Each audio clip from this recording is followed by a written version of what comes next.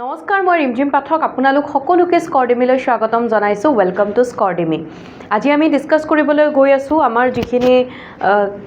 27 পৰা 30 জুনলৈকে যিখিনি important news আছিলে সেইখিনি বিষয়ে আজি ক্লাছত ডিসকাস কৰিবলৈ গৈ আছোঁ সো প্ৰথমতে আমি ইয়াতে যদি চাওঁ লাষ্ট ক্লাছত আপোনালোকৰ যিখিনি আছিলে কোৱেশ্চন অফ দা ডে তাৰ ওপৰতে ইয়াতে তিনিটা কোৱেশ্চন আছিলে আপোনালোকক লাষ্ট ক্লাছত প্ৰেক্টিছ কৰিবলৈ দিছিলো সেই কোৱেশ্চন কেটাৰ আনসাৰ ইয়াতে আমি প্ৰথমতে চাইলো তো লাষ্ট ক্লাছত যেনেকুৱাকে আমি কিছুমান নিউজ ডিসকাস কৰিছিলো তাৰ ওপৰত বেস কৰি পেলাই আপোনালোকক কিছুমান কোৱেশ্চন দিছিলো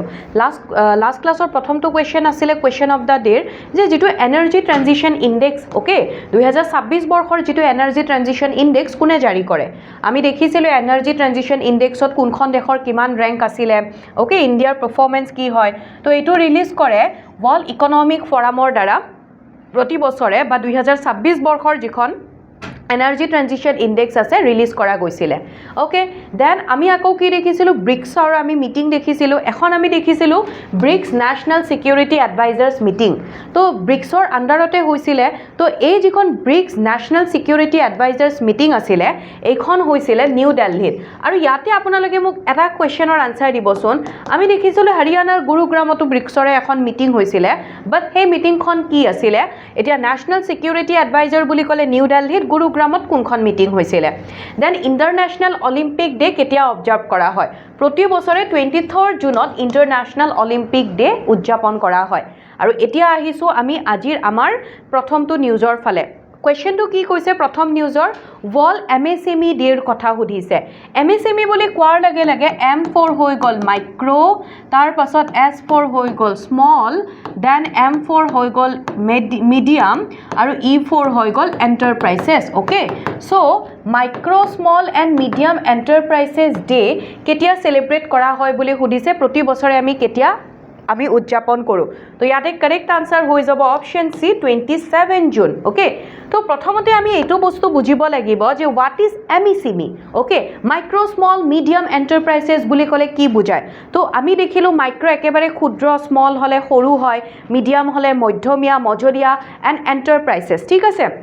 নো আমাৰ কি হয় এইবোৰ কিছুমান স্মল বিজনেছ হয় এমএসএমইৰ কথা যদি কো এমএসএমই আৰ স্মল বিজনেছেছ ডেট প্ৰমোটস এইবোৰে কি প্ৰমোটস কৰে যে যিখিনি গুড প্ৰডিউস হোৱা তাৰ পাছত সাৰ্ভিস প্ৰভাইড কৰে সেৱা প্ৰভাইড কৰা যোগান ধৰা এইবোৰ বস্তু এমএসএমইয়ে কি হয় মানে এইবোৰ প্ৰমোট কৰে এতিয়া এমএসএমইক আমি আমাৰ ইণ্ডিয়ান ইকনমিৰ বেকবোন বুলি ক'ব পাৰো কাৰণ আমি ইয়াতে যদি চাওঁ আমাৰ ভাৰতবৰ্ষত জব ক্ৰিয়েট কৰাৰ ক্ষেত্ৰত হওক বা ইকনমি বুষ্টিং কৰাৰ ক্ষেত্ৰত হওক এন্টাৰপ্ৰেনাৰশিপ এনকাৰেজ কৰাৰ ক্ষেত্ৰত হওক তো ইয়াৰ এইবোৰৰ ক্ষেত্ৰত বিশেষ ভূমিকা এটা বিশেষ ইম্পৰ্টেণ্ট ৰোল প্লে কৰে এমএসএমই প্লে কৰে আৰু যাৰ কাৰণে আমি এমএসএমই আমাৰ ইণ্ডিয়ান ইকনমিৰ বেকবোন বুলি কওঁ ওকে সো ইয়াতে আমি দেখিলো 27 জুনত প্ৰতি বছৰে এমএসএমই ডে সেলিব্ৰেট কৰা হয় ওকে এতিয়া এইবাৰৰ যেটো 2026ৰ যেটো ইভেন্ট আছিলে উদ্যমী ভাৰত এমএসএমই ডে উদ্যমী ভাৰত কোড আয়োজন কৰা হৈছিলে নতুন Delhi doctor BR. Ambedkar international চেণ্টাৰত আয়োজন কৰা হৈছিলে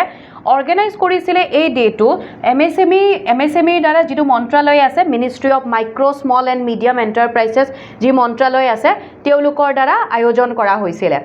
এই যেটো ইভেন্ট আয়োজন কৰা হৈছিলে অৰ্গানাইজ কৰা হৈছিলে তাত কিছুমান মেজৰ লঞ্চ কিছুমান বস্তু লঞ্চ কৰা হৈছিলে আৰু তাৰ ভিতৰত আমি যদি মেজৰ লঞ্চেছ কিছুমান আমি ইয়াতে যদি চাওঁ এটা পোৰ্টেল এটা খোলা গৈছিলে PMEGP 2.0 পোৰ্টেল ওকে তো এটো মানে এন্টাৰপ্ৰেনাৰশিপৰ লগত তেনেকুৱাকে জড়িত প্ৰাইম মিনিষ্টাৰ হেতু তো এইটোত এই যেটো PMEGP 2.0 পোৰ্টেল এইটোত কি কৰা হয় যে এমপ্লয়মেন্ট জেনাৰেট কৰা হয় ইয়াতে নামতে আছে prime minister employment generation programme okay তো এমপ্লয়মেন্ট অৰ্থাৎ নিয়োগ সৃষ্টি কৰাত সহায় কৰে এন্টাৰপ্ৰেনাৰশিপ এইবোৰ কি হয় এন্টাৰপ্ৰেনাৰশিপৰ থ্ৰুইদি উদ্যোগীকৰণৰ থ্ৰুইদি এমপ্লয়মেন্ট জেনাৰেট কৰা হয় দেন আন এটা হৈছে সমাধান 2.0 পোৰ্টেল ইয়াতে যিখিনি ক্ষুদ্ৰ ব্যৱসায় আছে বা যিখিনি MSME যিখিনি আছে তেওঁলোকৰ যিখিনি ডিলে পেমেন্ট তেওঁলোকৰ যিখিনি ফচি থকা বা তেওঁলোকৰ পলমকে হোৱা যিখিনি পেমেন্টৰ যি সমস্যা সেইটো সমাধান কৰা হয় সমাধান 2.0 পোৰ্টেলৰ জৰিয়তে আৰু MSME global mart 2.0 global mart বুলি কোৱাৰ লগে লগে বিশ্ব বজাৰ অৰ্থাৎ গোটেই বিশ্ব বজাৰত আমাৰ ভাৰতবৰ্ষতে হওক বা এব্ৰডত হওক MSME কেনেকুৱাকে মানে ইয়াতে মাৰ্কেটৰ লগত কেনেকুৱাকে কানেক্ট কৰিব পাৰি ব্যৱসায়ীসকলক কেনেকৈ কানেক্ট কৰিব পাৰি সেইটো কি হয় MSME গ্লোবেল মাৰ্ট 2.0 সেই তাৰে থ্ৰুদি সেইখিনি কানেক্ট কৰোৱা যায় আমাৰ ভাৰতবৰ্ষতে হওক বা বেলেগ গ্লোবেলি বেলেগ এব্ৰডত হওক তেনেকৈ কানেক্ট কৰায় ওকে এটো হৈ গল MSMEৰ বিষয় দেন আন এটা নিউজৰ ফালে আমি গৈছো এটা ডে যেটো হৈছে ন্যাশনাল ষ্টেটিষ্টিক্স ডে অৰ্থাৎ ৰাষ্ট্ৰীয় পৰিসংখ্যা দিৱস 2026 বৰ্ষৰ ন্যাশনাল ষ্টেটিষ্টিক্স ডেৰ ইয়াতে আমাক থিম কি হয় সুধিছে তাৰ আগতে আমি জানিব লাগিব যে ন্যাশনাল ষ্টেটিষ্টিক্স ডে বা ৰাষ্ট্ৰীয় পৰিসংখ্যা দিৱস কেতিয়া পালন কৰা হয় 29 জুনত পালন কৰা হয় ওকে 29 জুনত পালন কৰা হয় কাৰ স্মৃতিত পালন কৰা হয় PC Mahalanobis তেখেতৰ বাৰ্থ এনিভাৰ্সাৰী তেখেতৰ জন্ম দিৱস হিচাপে যাক father of Indian modern statistics বুলি গণ্য কৰা হয় তেখেতৰ জন্ম বাৰ্ষিকী হিচাপে বাৰ্থ এনিভাৰ্সাৰী হিচাপে কি হয় আমাৰ ভাৰতবৰ্ষত 27 জুনত ন্যাশনাল ষ্টেটিষ্টিক্স ডে বা ৰাষ্ট্ৰীয় পৰিসংখ্যা দিৱস পালন কৰা হয় এতিয়া ইয়াৰ থিম আমাক সুধিছিলে বিষয়বস্তু এইবাৰৰ কি হয় unlocking the potential of administrative data option C হৈ যাব কাৰেক্ট আনসাৰ তো আমি এই বস্তুটোৰ এইখিনিৰ বিষয়ে আমি অকমান চাই লৈছো যেনেকৈ এইবাৰ 20 number statistics day national statistics day পালন কৰা হৈছে 20th ন্যাশনাল ষ্টেটিষ্টিক্স ডে যদি হয় দ্যাট মিন্স আমি এইটো বস্তু গম পালো যে আজিৰ পৰা 20 বছৰ আগত আজিৰ পৰা এটো যদি 20 নম্বৰ হয় আজিৰ পৰা আমি যদি চাও 2007ত কি হয় প্ৰথমবাৰৰ বাবে ন্যাশনাল ইয়াতে ষ্টেটিষ্টিক্স ডে সেলিব্ৰেট কৰা হৈছিল বা তেতিয়া আমাৰ ভাৰত চৰকাৰৰ দ্বাৰা কি কৰা হৈছিল এনাউন্স কৰা হৈছিল যে প্ৰতি বছৰে আমি 29 জুনটোক আমি ন্যাশনাল ষ্টেটিষ্টিক্স ডে হিচাপে সেলিব্ৰেট কৰিম কিয় কাৰণ প্ৰশান্ত চন্দ্ৰ মহালনোবিছ বা মই যেটো কলো PC Mahalanobis তেখেতৰ বাৰ্থ এনিভাৰ্সাৰী হিচাপে আৰু এইবাৰ আমি 20 number national statistics day celebrate কৰিছো বাট PC Mahalanobisৰ আমি যদি এইবাৰৰ বাৰ্থ এনিভাৰ্সাৰী চাও তেখেতৰ 133rd সংখ্যক জন্ম বাৰ্ষিকী হয় তেখেতক কি বুলি জনা যায় father of Indian statistics question সুধি দিব পাৰে who is regarded as the father of Indian statistics father of ভাৰতবৰ্ষৰ পৰিসংখ্যাৰ মানে আমি যদি চাও পিতৃ বুলি কাক গণ্য কৰা হয় তেতিয়া হলে PC Mahalanobis আৰু থিম আমি এইমাত্ৰ দেখিলো থিমটো কি হয় ওকে এতিয়া তেখেতৰ অৰ্থাৎ PC Mahalanobisৰ আমি অকমান যদি অৱদানৰ বিষয়ে চাই থৈ দিও তেখেতক আমি কিয় আমাৰ ভাৰতবৰ্ষৰ পৰিসংখ্যাৰ আমি তেও কিয় আমি পিতৃ বুলি গণ্য কৰো আমি যদি অকমান তেখেতৰ মেজৰ কন্ট্ৰিবিউশনস তেখেতৰ যদি অৱদানৰ বিষয়ে চাই থও প্ৰথম এটা দেখিলো যে ইণ্ডিয়ান ষ্টেটিষ্টিক্সৰ পিতৃ গণ্য কৰা হয় কিয় বিকজ তেখেতে আমাৰ ভাৰতবৰ্ষত যেটো মডাৰ্ণ ষ্টেটিষ্টিক্যাল টেকনিক অৰ্থাৎ আমাৰ ভাৰতবৰ্ষত যেটো আধুনিক পৰিসংখ্যা কৌশল হেতু তেও ডেভেলপ কৰিছিলে তেখেতে বিকশিত কৰিছিলে ওকে তাৰোপৰি তেখেতে 1933 ষ্টেটিষ্টিক্সৰ প্ৰথমখন জাৰ্নেল প্ৰথমখন পত্ৰিকা বা আলোচনী বুলি আমি ক'ব পাৰো 1933 চনত ষ্টেটিষ্টিক্সৰ প্ৰথমখন জাৰ্নেল যিখনৰ নাম হৈছে সংখ্যা সেই সংখ্যাখন তেখেতে ফাউণ্ড কৰিছিলে বা সংখ্যাখন তেখেতে প্ৰতিষ্ঠা কৰিছিলে ওকে দেন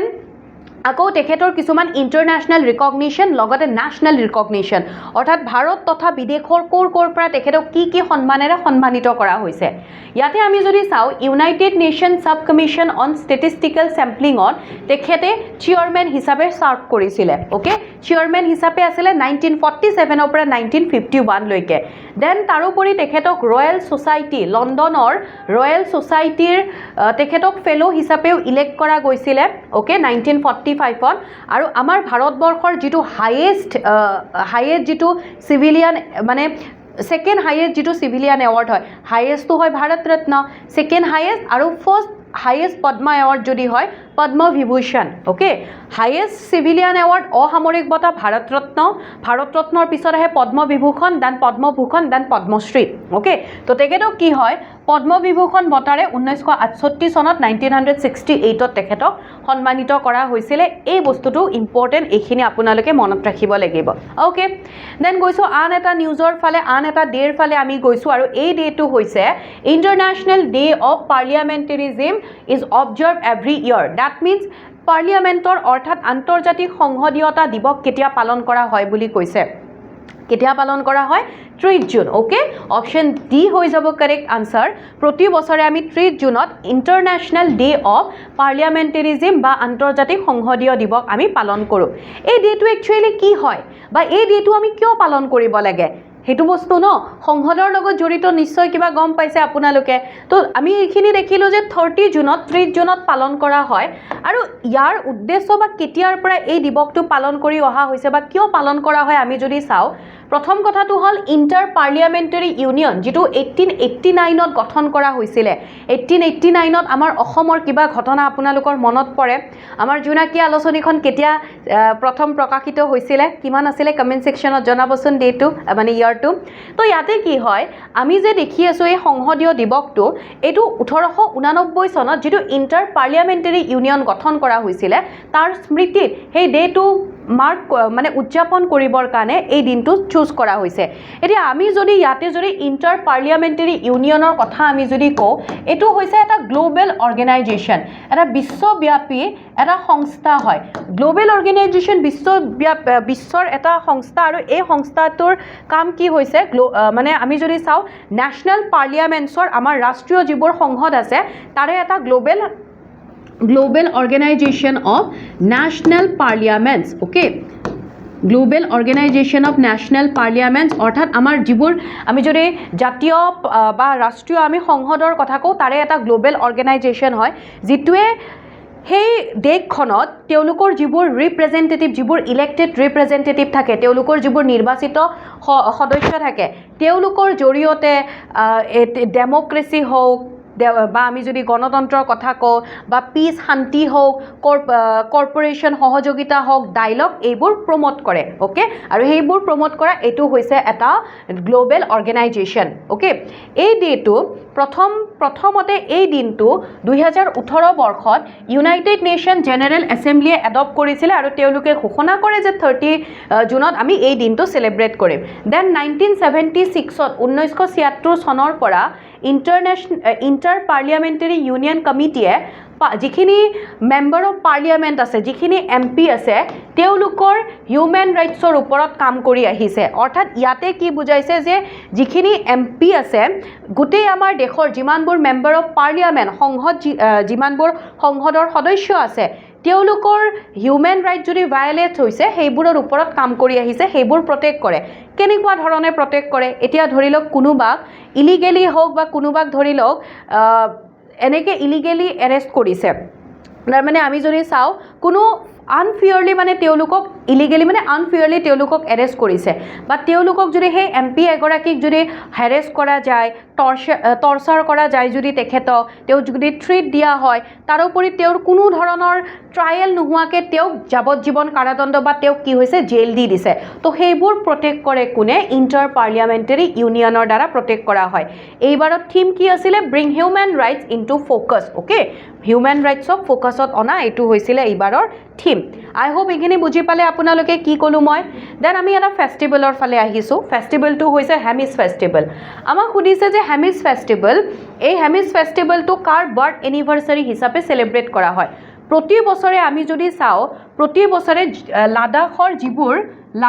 যি মনেষ্ট্ৰি আছে, লাডাখৰ যিবোৰ মঠ আছে, তো সেই মনেষ্ট্ৰিবোৰত হেমিছ ফেষ্টিভেল, প্ৰতি বছৰে হেমিছ উৎসৱ উদযাপন কৰা হয়। আৰু এইটো লাডাখৰ তেওঁলোকৰ গুৰু হিচাপে কনচিডাৰ কৰা হয়, যোনে লাডাখত বজ্ৰায়ানা বুদ্ধিজিম, আমি বুদ্ধিজিমৰ কি দেখিছিলোঁ, তিনিটা ভাগ আমি পঢ়োঁ। এটা হৈছে হিনায়ানা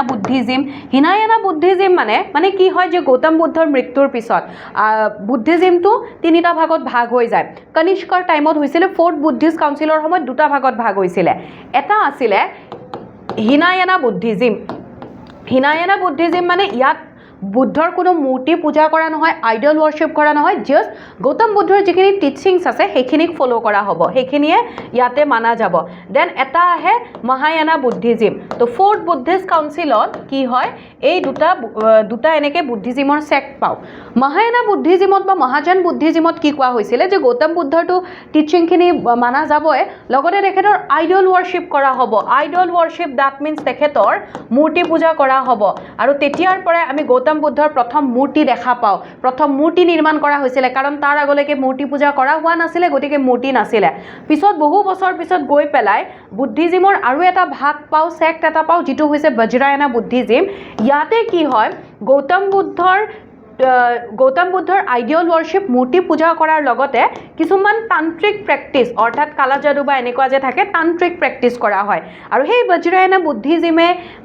মানে আমাৰ ভাৰতবৰ্ষ বা লাডাখ বা তিব্বত এইখিনি ৰিজিয়নত লৈ আহিছিলে গুৰু পদ্মাসম্ভৱা। অ'কে, গুৰু পদ্মাসম্ভৱ, আৰু তেখেতৰ স্মৃতিতে তেখেতৰ জন্মবাৰ্ষিকী বাৰ্থ এনিভাৰ্চাৰী হিচাপে লাডাখত হেমিজ ফেষ্টিভেল চেলিব্ৰেট কৰা হয়। যিবোৰ হেমিজ মনেষ্ট্ৰি আছে সেইবোৰ, আৰু হেমিজ ফেষ্টিভেলক কি বুলি কোৱা হয়, হেমিজ চেচু বুলিও কোৱা হয়। এটা ইম্পৰ্টেণ্ট বুদ্ধিষ্ট ফেষ্টিভেল হয়। অকণমান আমি হেমিজ ফেষ্টিভেলৰ বিষয়ে অকণমান চাই থৈ দিছোঁ।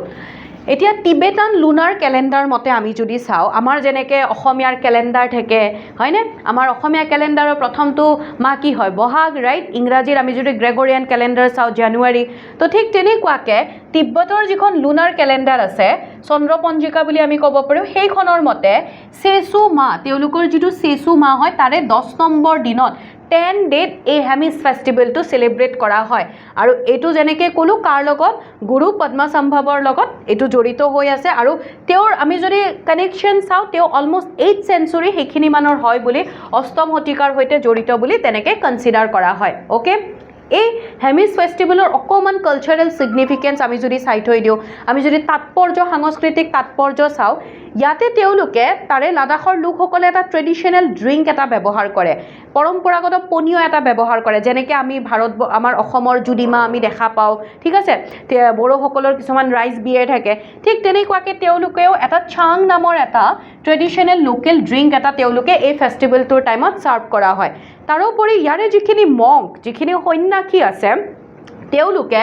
চাম বা মাস্ক পৰিধান কৰে। এনেকৈ দেখিছে ন আপোনালোকে, তেওঁলোকে মাস্ক পৰিধান কৰিছে। তো যিটোক চাম বুলি কোৱা হয়, চেক্ৰেট চাম বা পবিত্ৰ মুখা পৰিধান কৰি পেলাই তেওঁলোকে ডান্স পাৰফৰ্ম কৰে। আৰু এইটোৱে কি বুজায় যে বেয়াৰ ওপৰত ভালৰ জয়টো বুজায়। Okay, good over evil, victory of good over evil, বেয়াৰ ওপৰত ভালৰ জয়টোৱে কি হয়, এই এনেকুৱাকৈ তেওঁলোকে নৃত্য পৰিৱেশন কৰি সেইটো তেওঁলোকে শ্ব' কৰে। অ'কে, চ' এইখিনি আছিলে হেমিজ ফেষ্টিভেলৰ ওপৰত। দেন আৰু এটা ফেষ্টিভেল বা মেলাৰ নিচিনাই হয়, সেইটো চাবলৈ গৈ আছোঁ। সেইটো হৈছে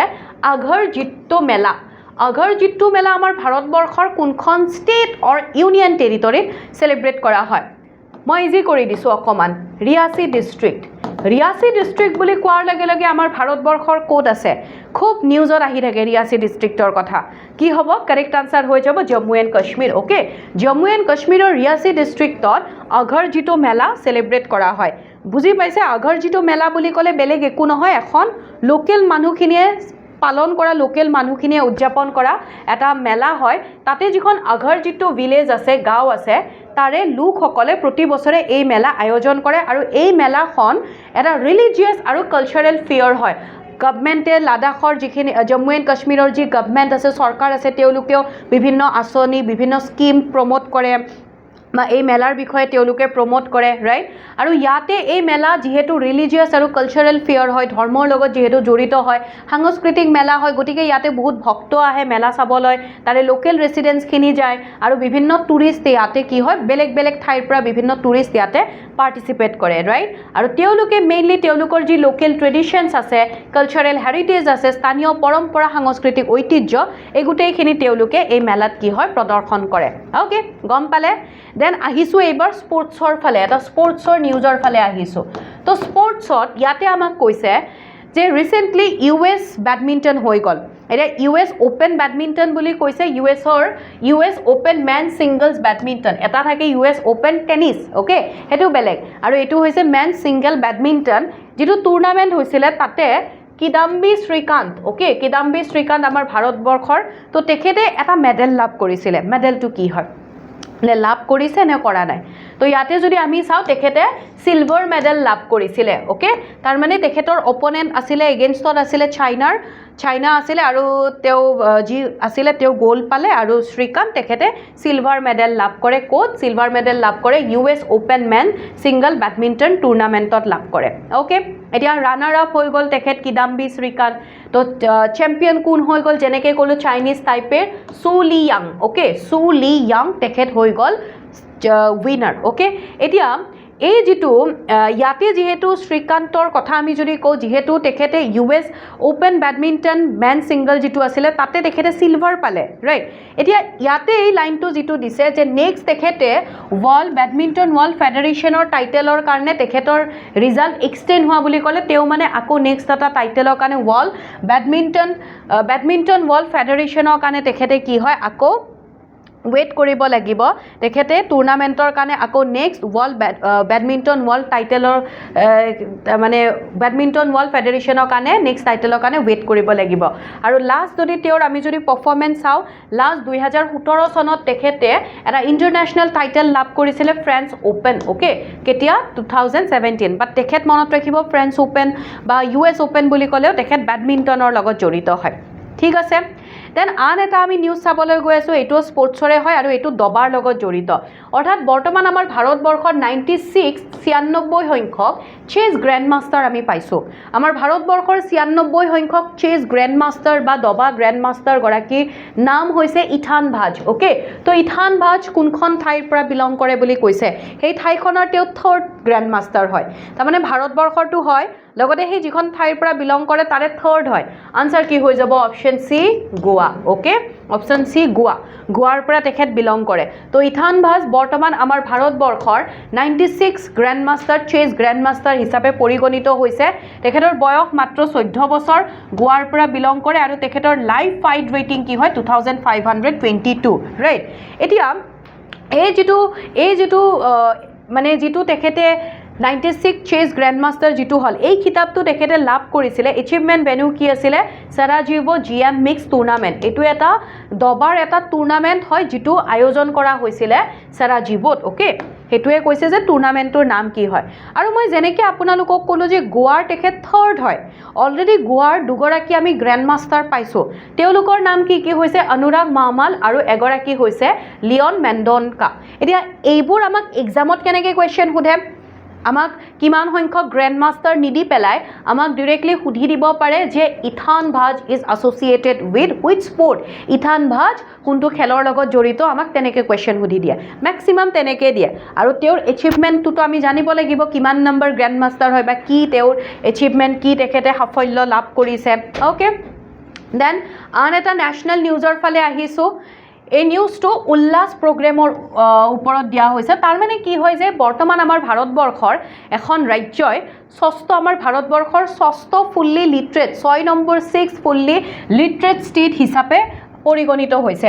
ইয়াৰ আগতে আমি যদি চাওঁ আমাৰ ভাৰতবৰ্ষৰ 5খন ষ্টেট অলৰেডি আছিলে 5 ষ্টেট আছিলে যি কেইখন 100% মানে আমি ক'ব পাৰোঁ fully literate okay fully literate আছিলে আৰু এখন ইউনিয়ন টেৰিটৰি আছিলে যিখন হয় লাডাখ ৰিসেন্টলি আমি আমাৰ ভাৰতবৰ্ষৰ 6 নম্বৰ ফুল্লি লিটাৰেট ষ্টেট পাওঁ ফুল্লি লিটাৰেট মানে সম্পূৰ্ণ সাক্ষৰতা তাৰ মানে কি হয় যে তাতে এটা বেঞ্চমাৰ্ক দিয়া হয় যে তাৰে যদি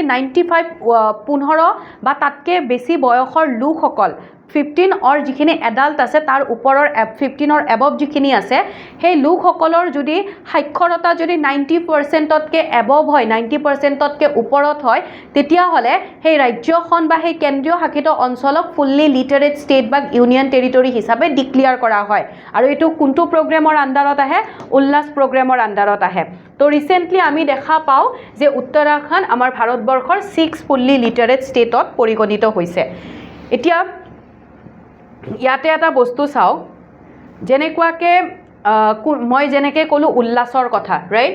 উল্লাস বা যেটো প্ৰগ্ৰেম আছিলে নৱভাৰত সাক্ষৰতা কাৰ্যক্ৰম বা কাৰ্যসূচী ওকে এতিয়া ইয়াতে এটা বস্তু আপোনালোকে মনত ৰাখিব what is the full form of উল্লাস আমাক সুধিব পাৰে understanding of understanding, U for understanding of lifelong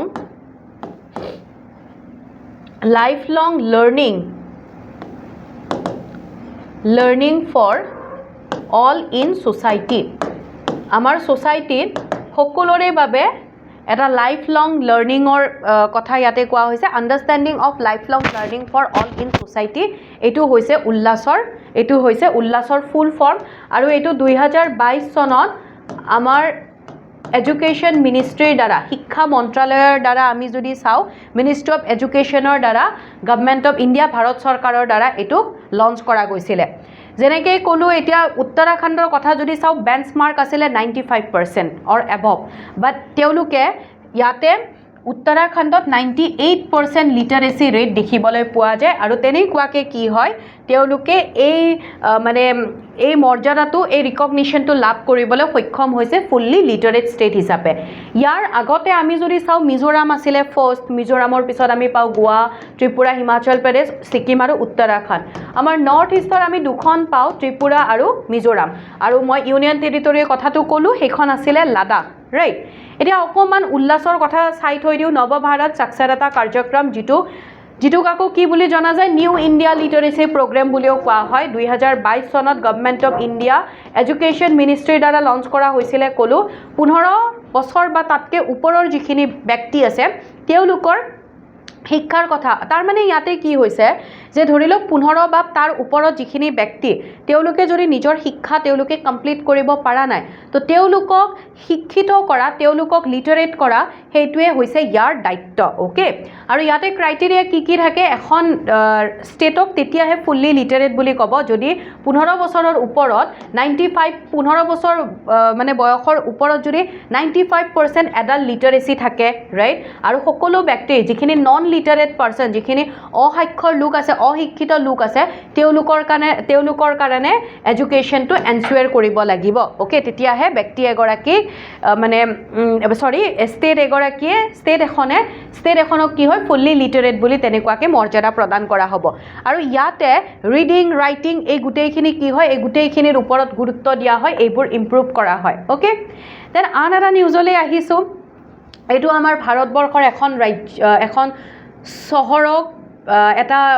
recognition দিয়া হৈছে সেইটো কি হৈছে যে আমাৰ ভাৰতবৰ্ষৰ কোনখন ইণ্ডিয়াৰ কোনখন চিটিক 18 globally in Time Out's best cities for art and culture 2026 তাৰ মানে কি কৈছে যে 2026 বৰ্ষৰ টাইম আউটৰ কলা আৰু সংস্কৃতি ওকে আৰ্ট এণ্ড কালচাৰৰ শ্ৰেষ্ঠ চহৰবোৰৰ ভিতৰত আমাৰ ভাৰতবৰ্ষৰ কোনখন চহৰক 18 নম্বৰ পজিশ্যন দিয়া হৈছে কোনটো শাখাত কলা এণ্ড কি হয় কলা আৰু সংস্কৃতি আৰ্ট এণ্ড কালচাৰ আৰু কাক দিয়া হৈছে ৰাজস্থানৰ জয়পুৰক দিয়া হৈছে 18 নম্বৰ ৰেংক লাভ কৰিছে তো আমি দেখিলোঁ যে ৰাজস্থানৰ জয়পুৰ ওকে কিমান নম্বৰ ৰেংক লাভ কৰিছে 18 কোনটো শাখাত আৰ্ট এণ্ড কালচাৰ আৰু ক'ত কিহত কোনে দিছে টাইমছ আউটৰ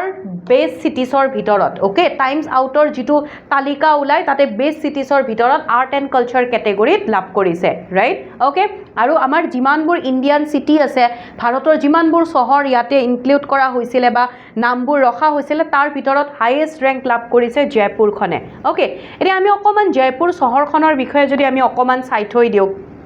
তাৰ আগতে আমি চাই থৈ দিওঁ যে এই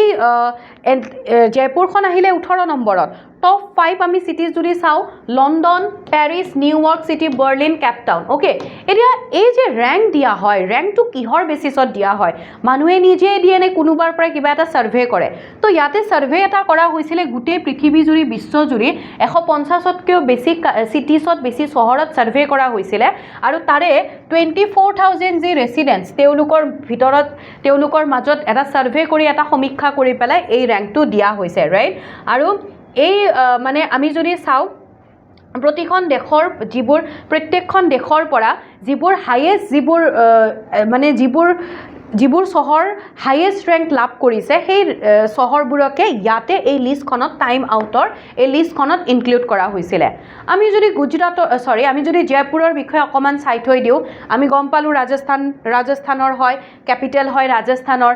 1727ত Sawai Jai Singh II okay Sawai Jai Singh II এই ৰাজ্য মানে জয়পুৰখন প্ৰতিষ্ঠা কৰিছিলে আৰু ইয়াৰ প্লেনাৰ পৰিকল্পক কোন আছিলে বিদ্যাধৰ ভট্টাচাৰ্য এই চহৰখনৰ পৰিকল্পক আছিলে চহৰখন নিৰ্মাণৰ পৰিকল্পক আছিলে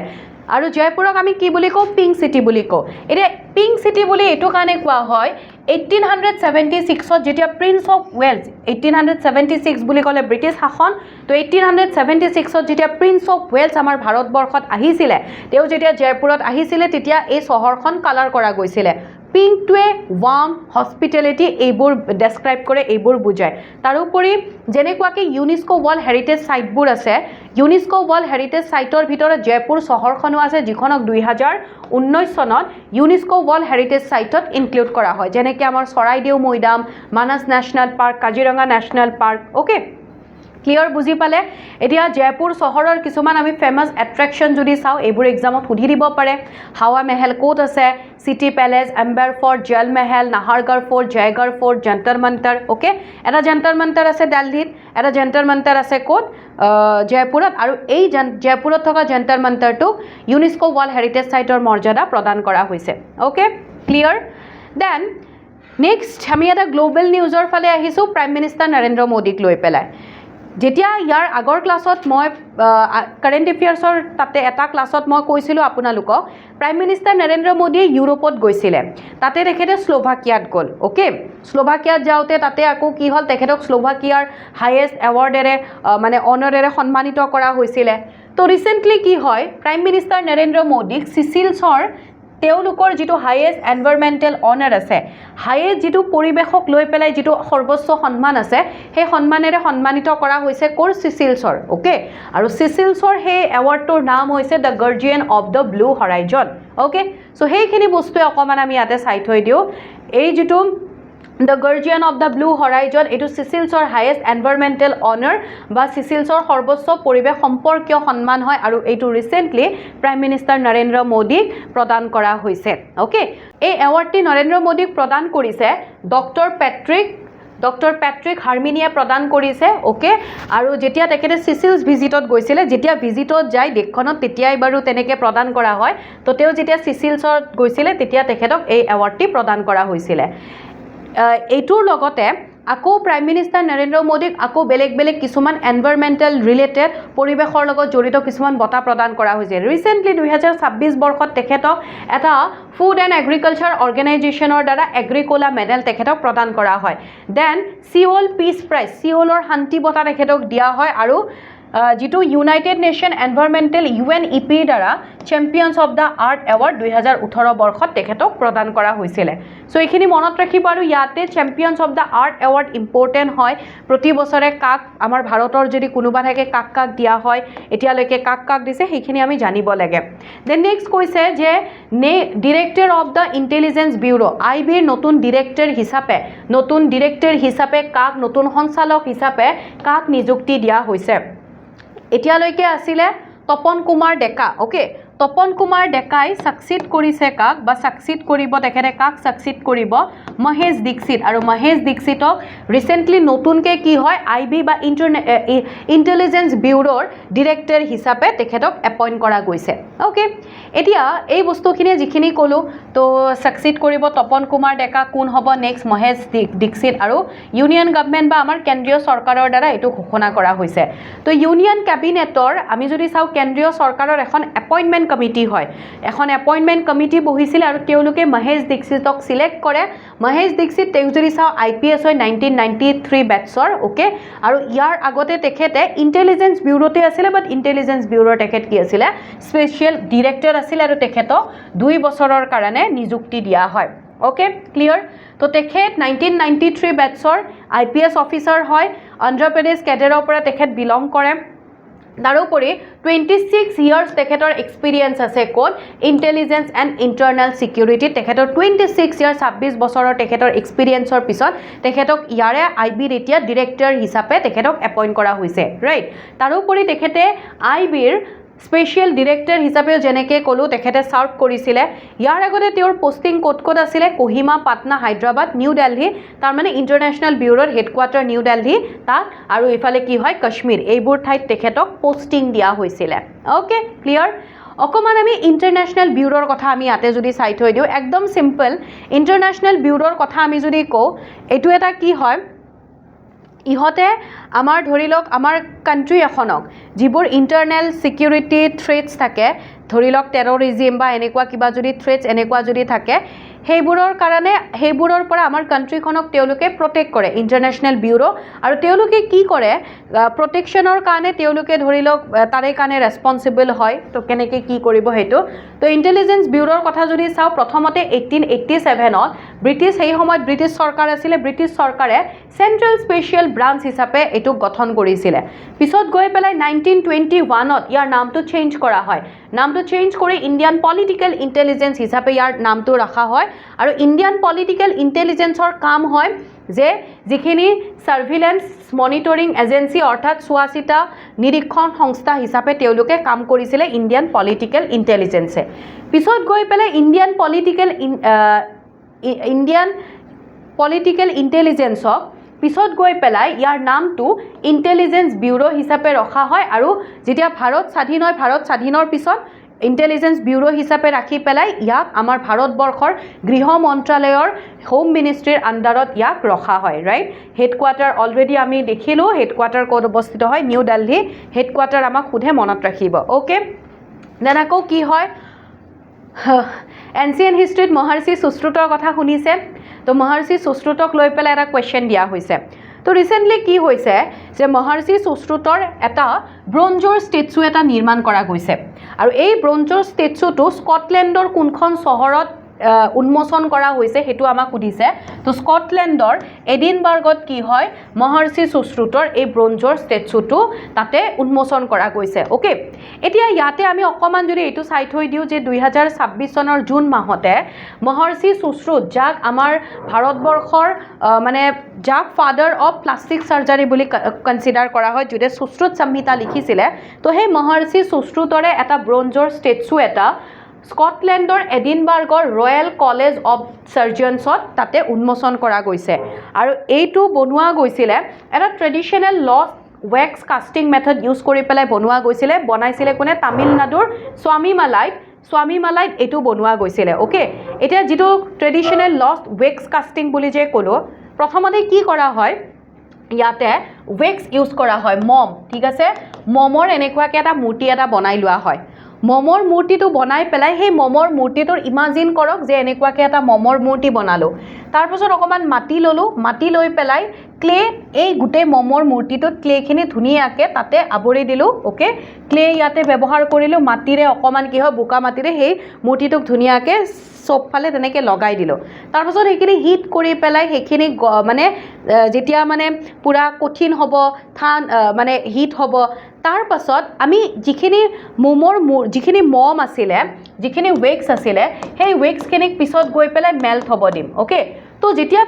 ৱেক্সখিনি মেল্ট হৈ গ'ল ৱেক্সখিনি ভিতৰত আছিলে মমখিনি ভিতৰত আছিলে বাহিৰত ক্লে আছিলে অ'কে বোকা মাটি আছিলে তো ভিতৰত যেতিয়া ৱেক্সখিনিক আমি মেল্ট হ'ব দিলোঁ গলিব দিলোঁ দিয়াৰ পিছত সেই মমখিনি ওলাই আহিল তো সেই বোকাৰ সেই মূৰ্তিটো বাহিৰত থাকিল নে নাই ৰাইট তাৰপাছত আমি কি কৰোঁ সেই তাৰ ভিতৰত যিটো ফপলা হৈ থাকিলে ভিতৰৰ অংশ সেই ভিতৰত আমি মল্টেন ব্ৰঞ্জ ব্যৱহাৰ কৰা হয় অ'কে ভিতৰত কি হয় গলিত ব্ৰঞ্জ ব্যৱহাৰ কৰা হয় পিছত গৈ পেলাই সেইটোক ঠাণ্ডা হ'বলৈ দিয়া হয় যেতিয়া ঠাণ্ডা হয় বাহিৰৰ যিখিনি ক্লে মল্ডিং আছিলে বোকাৰ যিখিনি এটা আৱৰণ আছিলে সেইটো গুচাই দিয়া হয় আৰু আমি পাওঁ কি সেই ব্ৰঞ্জৰ ষ্টেচু এটা আমি পাই যাওঁ বুজি পাইছেনে তো সেইটোৱে কৈছে ট্ৰেডিশ্যনেল এটা লষ্ট ৱেক্স কাষ্টিং মেথড ব্যৱহাৰ কৰি পেলাই সুশ্ৰুতৰ এই প্ৰতিমূৰ্তিটো বনোৱা গৈছিলে আৰু এইটোক উন্মোচন কৰা গৈছে আমি যদি এই কলেজখনৰ কথা যদি চাওঁ ৰয়েল কলেজ অফ চাৰ্জনছ যিখন স্কটলেণ্ডৰ এডিনবাৰ্গত অৱস্থিত হয় এইখন আমাৰ যিমানবোৰ সাৰ্জিক্যাল ইনষ্টিটিউচন আছে ৱৰ্ল্ডৰ তাৰ ভিতৰত ওৱান অফ দ্য ওল্ডেষ্ট সাৰ্জিক্যাল ইনষ্টিটিউচন হয় এইখন তাৰোপৰি এইখন 1505 চনত কিং জেমছ পৰৰ দ্বাৰা নিৰ্মাণ কৰা হৈছিল ওকে খিনি মনত ৰাখিব অকমান আমি মহৰ্ষি সুশ্ৰুতৰ বিষয়ে যদি চাও তেও যেনেকুৱাকে অলমোষ্ট 7 to 6 সেঞ্চুৰী বিসি মানত আছিলে গুপ্ত টাইম পিৰিয়ডত আছিলে তাৰোপৰি বাৰাণসীৰ পৰা বিলং কৰে এণ্ড দেন তেখেতক father of surgery father of plastic surgery বুলি তেখেতক কনসিডাৰ কৰা হয় তেখেতৰ টিচাৰ আছিলে ধনবন্ত্ৰী ওকে ধনবন্ত্ৰী যোন চন্দ্ৰগুপ্ত তোৰ ৰাজসভাৰ নৱৰত্নৰ ভিতৰত 9 জুৱেলছৰ ভিতৰত এগৰাকী আছিল আৰু তেখেতৰ ফেমাস ওয়াৰ্ক হৈছে সুশ্ৰুত সংহিতা প্লাষ্টিক সাৰ্জাৰী এইবোৰৰ বিষয়ে মেডিসিন ডিজিজৰ পৰা কেনেকৈ কিউৰ হ'ব পাৰি তো এইবোৰৰ বিষয়ে কি হয় সুশ্ৰুত সংহিতাত মেনশন কৰা হৈছে ওকে বুজি পালে এইখিনি ওকে সো কিবা যদি প্ৰবলেম আছে জনাব এতিয়া চাওক কাৰেন্ট এফেয়াৰ্স মই মান্থলিও লৈ আহিম উইকলিও লৈ আহিম মাজত অকমান ৰৈ গৈছিলে সেইখিনি কভাৰ কৰি পেলাই উইকলি মান্থলি তেনেকৈ লৈ আহিম কাৰেন্ট এফেয়াৰ্সখিনি ধুনীয়াকৈ পঢ়ি যাওক কাৰেন্ট এফেয়াৰ্সৰ পৰা বহুত কোৱেশ্চন আহে আজিকালি এটলিষ্ট 5টা হলেওতো আহে যিকোনো এক্সামত তাৰ লগত বাকিখিনিও পঢ়ি যাওক বাকিখিনিও একেলগে প্ৰিপাৰেচন ভালকৈ চলাই যাওক অৰ্থাৎ যিখিনি জিকে আছে মোৰ ফালৰ পৰা মই আপোনালোকক জিকেৰ ক্ষেত্ৰত যেনেকৈ লাগে মই হেল্প কৰিব পাৰিম যেনেকৈ বিচাৰে আপোনালোকে ওকে কেনেকৈ পঢ়িব কি পঢ়িব বহুতে এইটো বস্তু নাজানে একচুৱেলি কেনেকৈ পঢ়িব কি পঢ়িব তো সেই বস্তুখিনিৰ কাৰণে সেইখিনি গাইডেন্স দিবৰ কাৰণে সেইখিনি আইডিয়াৰ কাৰণে আপোনালোকৰ মাজত সদায় আছো জাস্ট আপোনালোকে কেতিয়া কেনেকৈ কি লাগে সেই বস্তুটো সুধিব বহুতে মোক ফোন কৰে মই এটা নাম্বাৰ দিম বাৰু ক'ত কেনেকৈ ফোন কৰিব পাৰে ফোন কৰি মোৰ লগত কথা পাতিব বিচাৰে বা তেওঁলোকক কেনেকুৱা কি প্ৰবলেম হয় সেইখিনি বস্তু তেওঁলোকৰ লগত ডিসকাস কৰোঁ সো মুঠতে আপোনালোকৰ প্ৰিপাৰেচনত যেনেকুৱা যি হেল্প লাগে সদায় আছো আপোনালোকৰ কাৰণে তেনেকুৱাকৈ আপোনালোকে বিচাৰিলে হল মাত্ৰ যেনেকৈ যি লাগে আৰু কোড কেনেকৈ পঢ়িব লাগে কি পঢ়িব নালাগে ৰাইট তো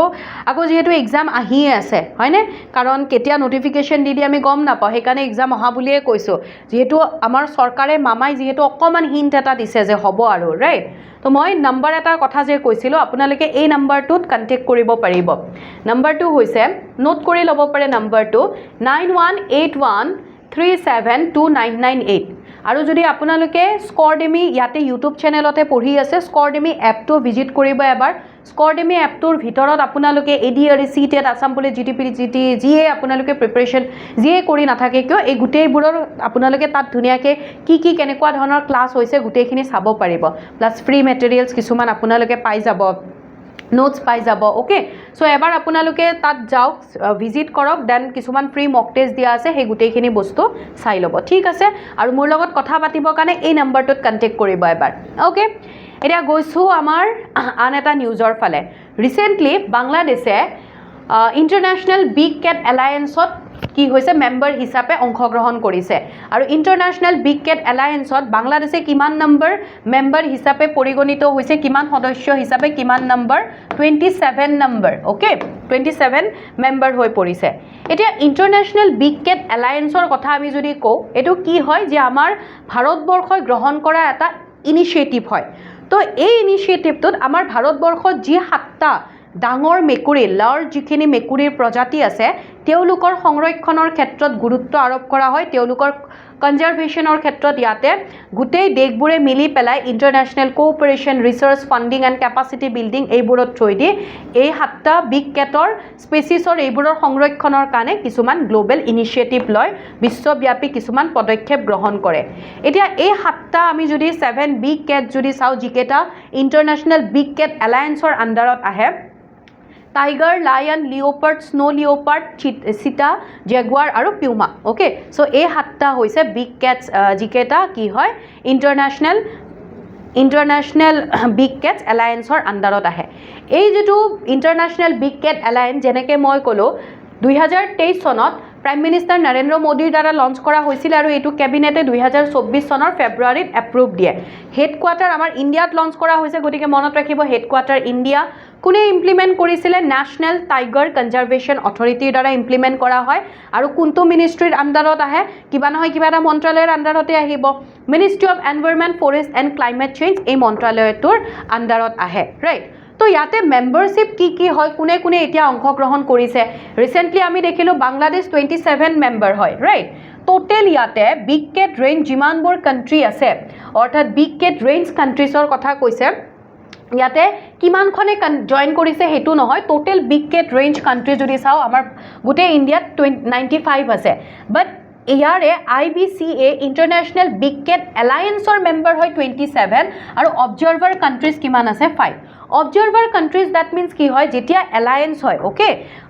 এলায়েন্সে কি হয় তেওঁলোকৰ যিবোৰ মিটিংছ থাকে যিবোৰ এক্টিভিটিজ থাকে তাতে তেওঁলোকে অংশগ্ৰহণ কৰিবলৈ এই পাঁচখন কাণ্ট্ৰিক অংশগ্ৰহণ কৰিবলৈ এলাউ কৰে বাট তেওঁলোক কিন্তু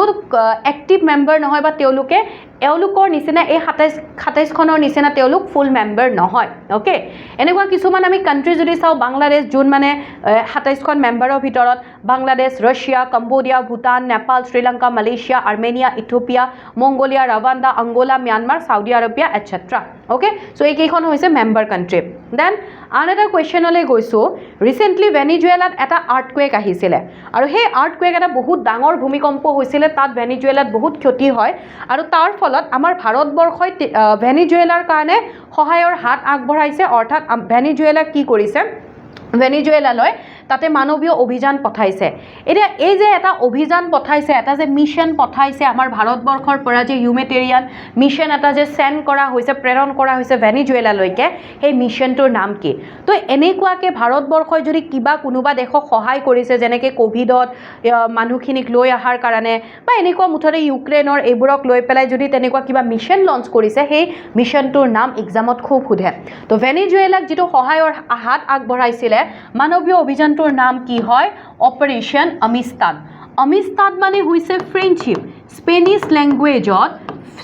লেংগুৱেজত আমিস্তাদ দ্যাট মিন্স কি হয় ফ্ৰেণ্ডশ্বিপ অৰ্থাৎ বন্ধুত্বৰ কথা কোৱা হৈছে ওকে তো ইয়াতে এইটোৱে কোৱা হৈছে যে অপাৰেশ্যন আমিস্তাদ পঠোৱা হৈছিলে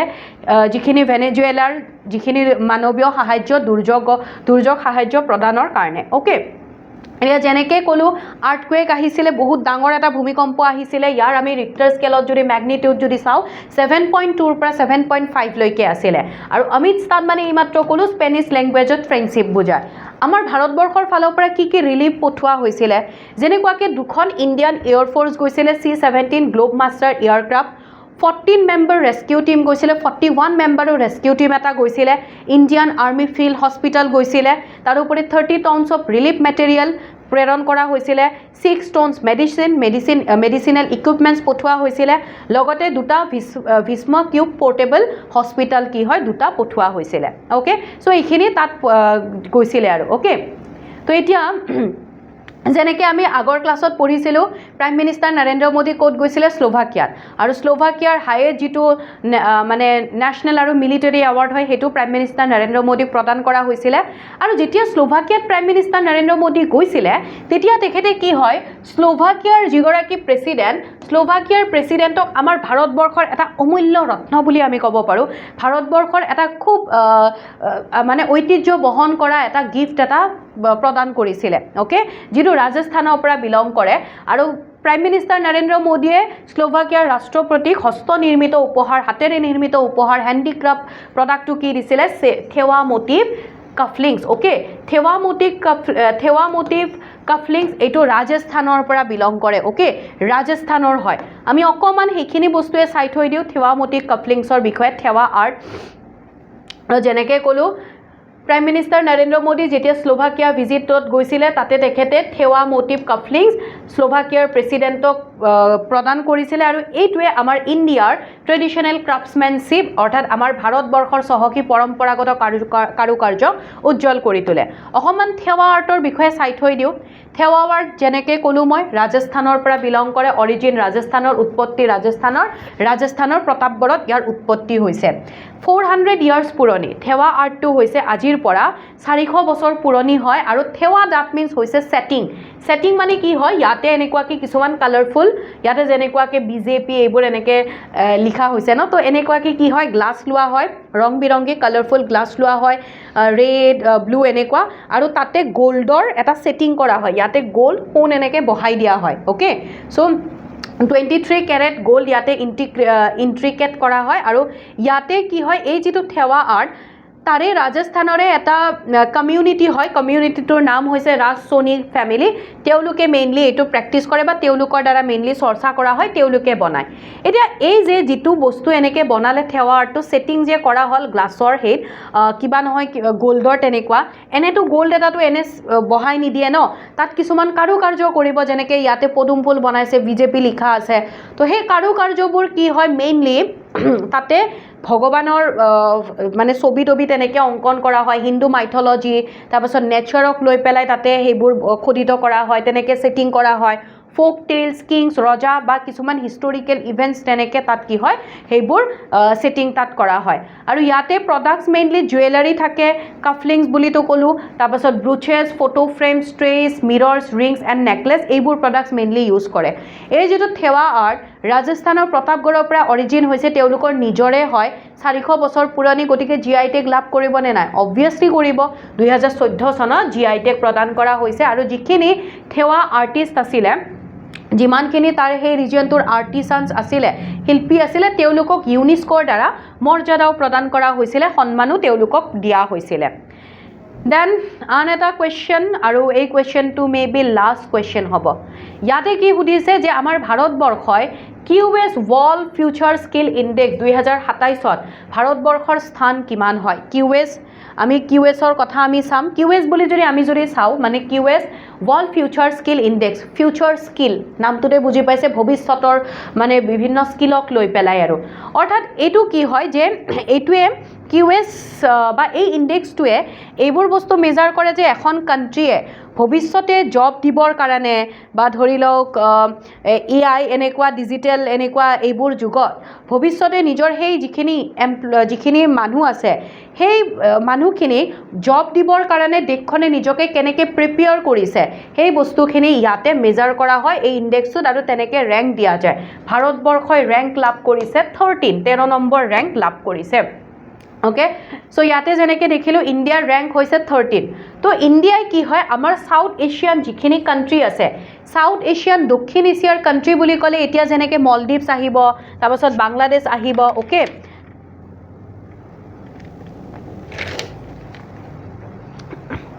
তাৰপাছত নেপাল, ভূটান, শ্ৰীলংকা, তো এইবোৰ দেশতকৈ ওপৰত আছে। আৰু লোৱাৰ মিডিল ইনকাম যিখিনি ইকনমি যিখিনি কাণ্ট্ৰি আছে, লোৱাৰ মিডিল ইনকাম যিখিনি কাণ্ট্ৰি আছে, সেইবোৰতকৈও কি হয়, ভাৰতবৰ্ষ ইণ্ডেক্সত ভাৰতবৰ্ষৰ ৰেংকটো কি হয়, ওপৰত আছে। অ'কে, এতিয়া ইয়াতে টপ 5 কাণ্ট্ৰি যদি চাওঁ, US, Australia, United kingdom, Germany and Canada. আকৌ এই যিটো QS যিটো ইণ্ডেক্স হৈছে, তো এইটো ৰিলিজ কৰে QS কোৱা ইকুৱেৰেলি চিমন্সৰ দ্বাৰা এইটোক ৰিলিজ কৰা হয়। আৰু এইটোৱে মেইনলি যেনেকৈ ক'লোঁ যে এখন দেশৰ ফিউচাৰ ৱৰ্কখিনি, তেওঁলোকে ফিউচাৰক লৈ কেনেকৈ প্ৰিপেয়াৰ হৈছে, সেই বস্তুখিনি ইয়াতে মেজাৰ কৰা হয়। তো পাৰামিটাৰ্ছ এছেছ, তাৰমানে কোনবোৰ বস্তুৰ ওপৰত ভিত্তি কৰি পেলাই, কোনবোৰ কাৰকৰ ওপৰত ভিত্তি কৰি পেলাই দেশ এখনক এই ইণ্ডেক্সত ৰেংক দিয়া যায়। এটা হৈছে স্কিল এলাইনমেণ্ট। স্কিল এলাইনমেণ্ট মানে এইটোৱে বুজাইছে যে কোনোবা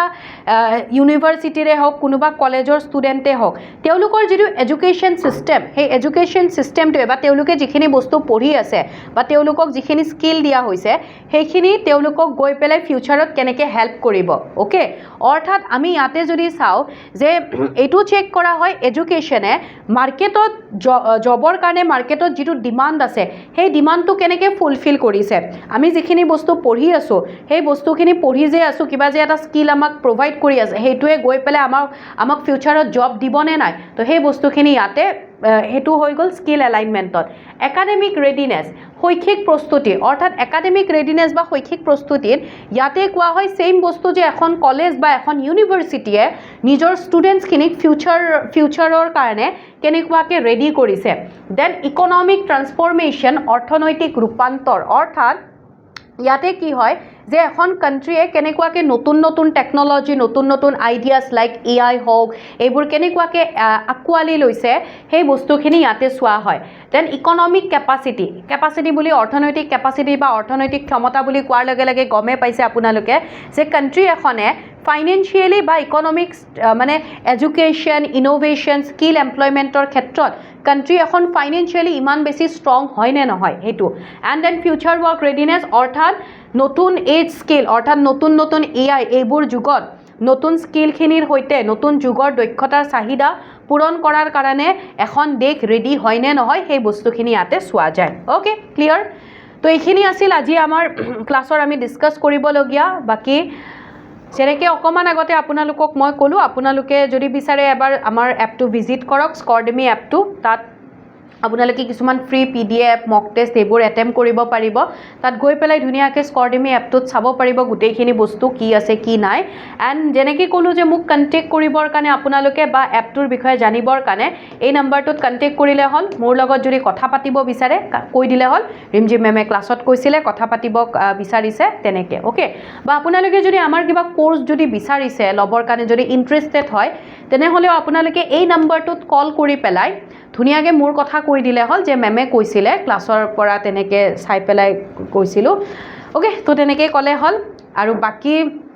ইয়াতেতো ইউটিউবত গোটেইখিনি বস্তু পঢ়োৱাটো ইমান বেছি পচিবল নহয় এপত যিখিনি অলৰেডি বহুতখিনি ষ্টুডেণ্টছ আছে তেওঁলোকৰো ডিমাণ্ড থাকে বহুতখিনি তেনেকৈ এপতো ক্লাছ কৰিব লাগে চ' এবাৰ বিচাৰোঁ মই আপোনালোকে আমাৰ কোৰ্ছকেইটা গৈ এবাৰ ভিজিট কৰক তাত কি কি ক্লাছ হৈছে এতিয়ালৈকে আপোনালোকে গম পাই যাব তাত গোটেইখিনি বস্তু একেবাৰে বেছিকৰ পৰা এডভান্স লেভেললৈকে বুজোৱা হৈছে ঠিক আছে চ' আজিৰ এতিয়া দুটামান আছে কোৱেশ্চন অফ দা ডে এটা হৈছে এমইচিএমৰ ফুল ফৰ্ম কি হয় এটো জনাব আপোনালোকে নেক্সট ক্লাছত ডিসকাস কৰিম এণ্ড হেমিজ ফেষ্টিভেল এনুৱেলি ক'ত উদযাপন কৰা হয় এটো এটা কোৱেশ্চন ওকে বাকি আপোনালোকে ক্লাছৰ PDF এইবোৰৰ কাৰণে আপোনালোকে GK with Rimjhim ma'am Telegram চেনেলটো জইন কৰিব পাৰে নাইবা আন শিক্ষকৰো ক্লাছ PDF বা আমাৰ ক্লাছৰ আপডেট লগতে আমাৰ ক্লাছ ডেইলি কাৰেণ্ট এফেয়াৰ্ছৰ পোষ্টাৰ হওক PDF হওক বা আন কিছুমান MCQ প্ৰেক্টিছ কৰিবৰ কাৰণে স্কৰডেমি টেলিগ্ৰাম চেনেলটোত আপোনালোকে জইন কৰি ল'ব ওকে সো নেক্সট ক্লাছত পুনৰ লগ পাম বুলি আশা থাকিলে আশা কৰিছোঁ ক্লাছটো ভাল পাইছে কেনেকুৱা পাইছে জনাবলৈ নাপাহৰিব পুনৰ লগ পাম আপোনালোকক আজি ইয়াতে এৰিছোঁ Thank you so much.